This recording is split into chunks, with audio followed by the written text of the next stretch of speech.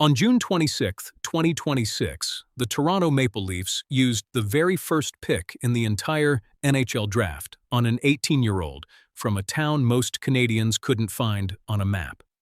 That part isn't the shocking bit. The shocking bit is what he'd already done before a single Leafs scout ever wrote his name on a draft card.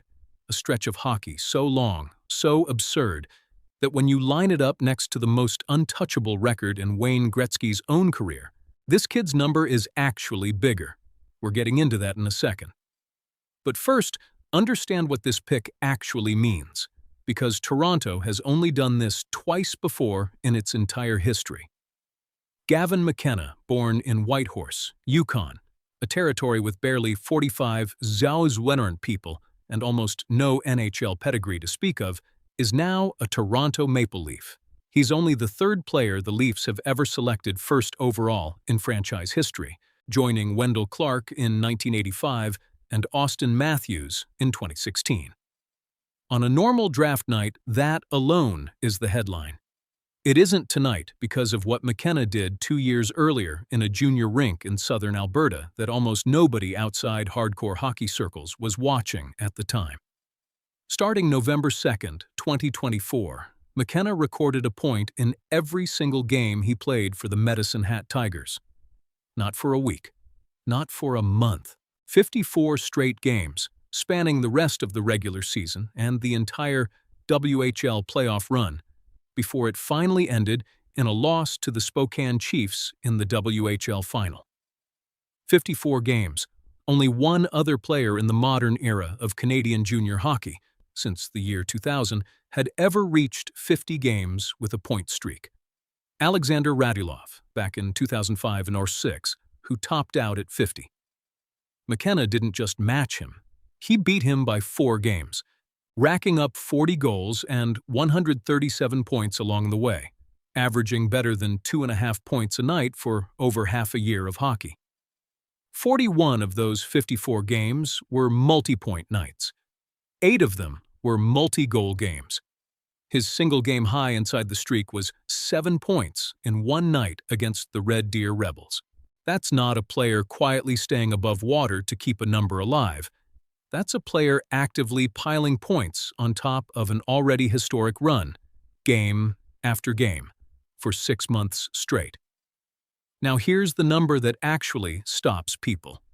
In the entire history of the NHL, the longest point streak ever recorded belongs to Wayne Gretzky.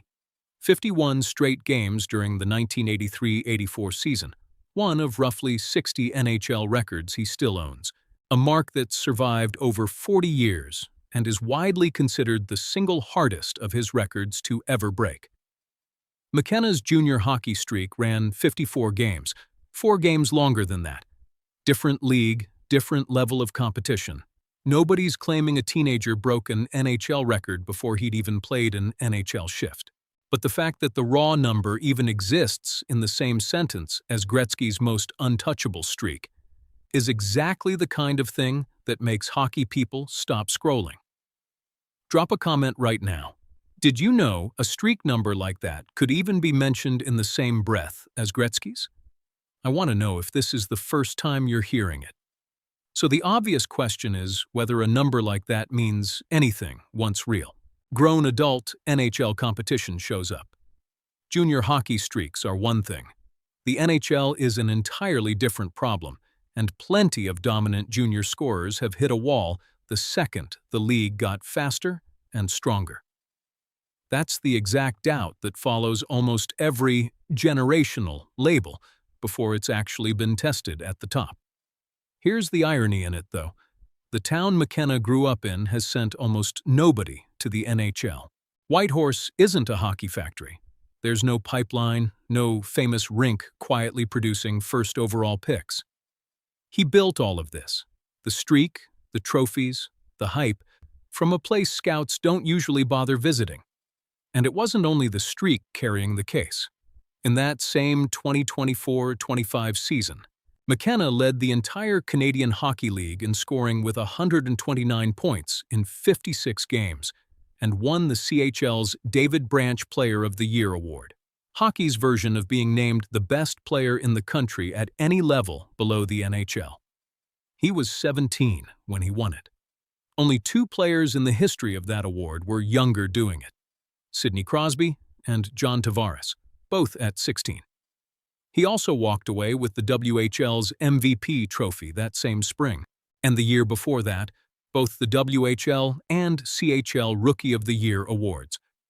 3 separate individual honors, 3 separate seasons, one 18-year-old. McKenna could have stayed in the WHL for another year and probably added even more hardware to that shelf. Instead, he did something almost no top prospect at his level does. He left Major Junior early and jumped straight to the NCAA, enrolling at Penn State for the 2025-26 season. That's a move players usually make specifically to face bigger, older, more physical competition on purpose, before the NHL ever forces the issue. The betting line was that he might need an adjustment season to settle in. He didn't get one. In 35 games with the Nittany Lions, McKenna put up 51 points, 15 goals, 36 assists, good for one of the best scoring paces in the entire NCAA that season. He dropped a hat trick on Wisconsin in January and finished the year as the Big Ten's scoring champion and its Freshman of the Year, while also landing on the top 10 list for the Hobey Baker Award, college hockey's equivalent of the Heisman. One level up from Major Junior, older competition, a faster and more physical league than the one he'd just dominated for 3 straight years, and the production barely blinked.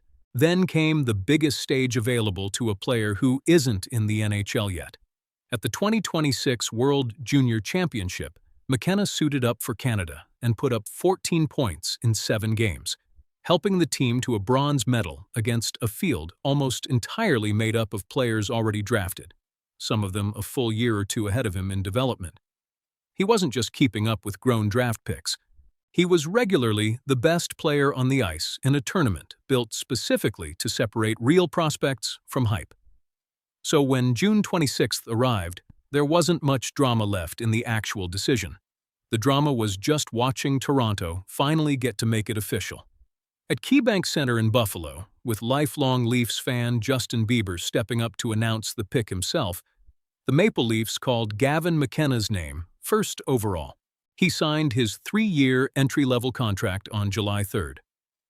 For a franchise that hasn't lifted the Stanley Cup since 1967 and has spent decades hearing that its best players almost never come from the very top of its own draft, landing a talent scouts are calling generational without hedging, not a good prospect, not high upside, just generational, is the kind of pick that changes how people talk about an organization's entire future.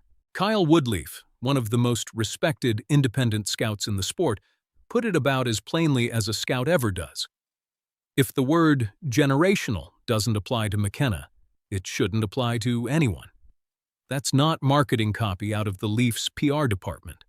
That's an evaluator whose entire job is not overreacting to hype, refusing to hedge on a kid who just spent 3 straight years making every league he touched look like it was playing a grade below him. Think about what he actually did to earn that word. Most first overall picks give scouts one big signal: a dominant junior season, maybe an international tournament. McKenna gave them 4, in 4 different environments, against 4 different levels of competition. A modern-era point streak record in Major Junior, a Player of the Year trophy at an age only Crosby and Tavares beat him to, a scoring title in his very first taste of NCAA hockey against players 3 and 4 years older than him, and a bronze medal performance for his country against a World Junior field stacked with players already drafted ahead of him at the time. Scouts don't call something generational because of one good year.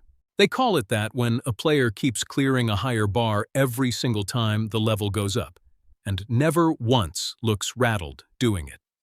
Nobody's handing McKenna Gretzky's records.